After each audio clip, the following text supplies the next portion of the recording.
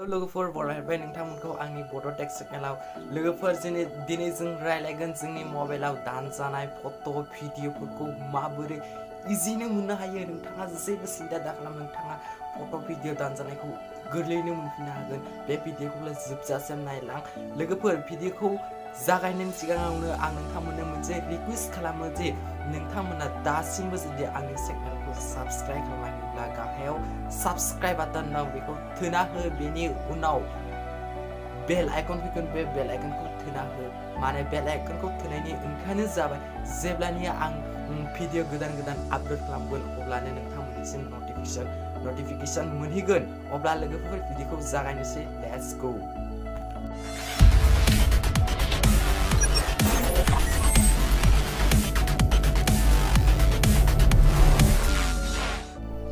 लोगोफोर नोंथांमोना बेनि थाखाय फट' भिडिअखौ मोनफिननो थाखाय मोनसे एप्लिकेशननि गोनांथि जागोन। बे एप्लिकेशननि मुङानो जाबाय गुगोल फट'। बे गुगोल फट'खौ नोंथांमोना प्ले स्ट'राव मोनगोन, एबा प्ले स्ट'राव जुदि मोनाखैब्ला अब्ला आंनि भिडिअनि डिसक्रिपसनाव बोना हो। बेनि उनाव लिंक मोनगोन, बेहाय लिंकखौ नोंथांमोना मोननो हागोन। ओमफ्राय बेहाय थुनानै नोंथांमोना बे एप्लिकेशन मोननो हागोन।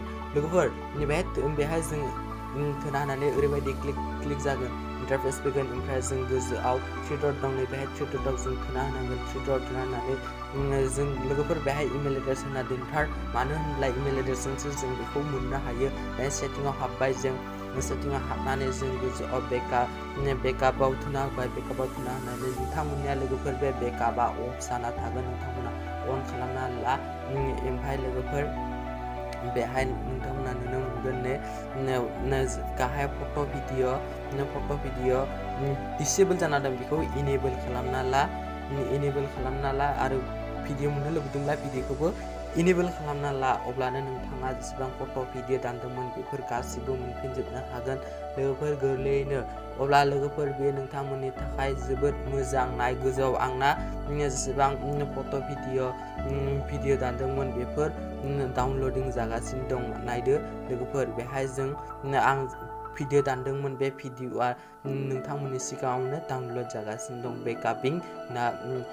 बेकिं आप होना जागासिनो दं लोगोफोर। अब्ला लोगोफोर नोंथांमोननो बेबायदि मोजां आदब सिखायना होनायनि थाखाय मोनसेथ' लाइक जाखायो। लोगोफोर प्लिज लाइकखौ बोना हो। लाइक बोना होब्ला नोंथांमोना जुदि लाइक बोना होयो अब्ला आं भिडिअ बानायनो जोबोद थुलुंगा मोनो। प्लिज लोगोफोर नोंथांमोननो जुदि आं बेबायदिनो मोजां भिडिअ मोनजानो लुबैदोंब्ला प्लिज लाइक खालामना हो। आरो लोगोफोर नोंथांमोननो आं बेबायदिनो भिडिअ मोजां बानायनो होनना सेस्था खालामगोन। प्लिज लोगोफोर लाइकथ' खालामखादो प्लिज लोगोफोर।